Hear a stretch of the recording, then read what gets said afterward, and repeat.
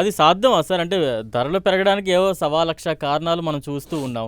పెరిగినప్పుడు వేలల్లో పెరుగుతుంది, తగ్గినప్పుడు వందల్లో తగ్గుతున్న సందర్భం చూస్తున్నాం. ఇట్స్ ఎ న్యూస్ ఎప్పుడైనా ఫ్యూచర్‌లో తగ్గడం అంటే ఇప్పుడు పెరిగిన దాంట్లో సగమైనా తగ్గే అవకాశాలు ఉంటాయంటారా?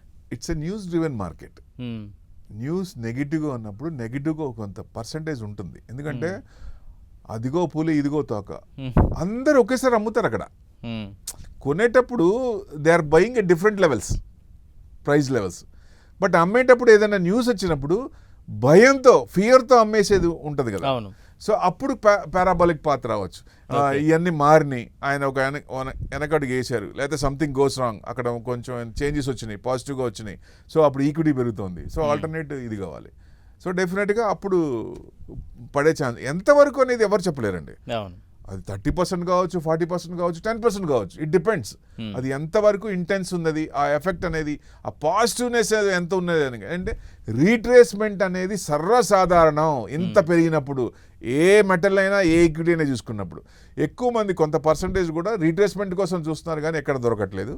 So it will come, any time it will come. ఎప్పుడో చాట వస్తుంది, రాకుండా ఉండదు. కానీ వాళ్ళు కూడా భయపడాల్సిన పని లేదు. డిమాండ్ ఉంది.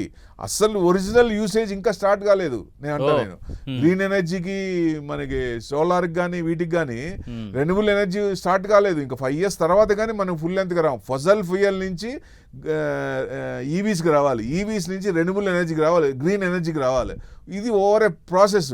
ఈ ప్రాసెస్లో వెళ్తున్నప్పుడు ఈ మెటల్స్ అన్ని డిమాండ్స్ అనేది విపరీతంగా ఉంటాయి. మరి అప్పుడు ఊహించండి ఆ రేట్ ఎంత ఉంటుందో.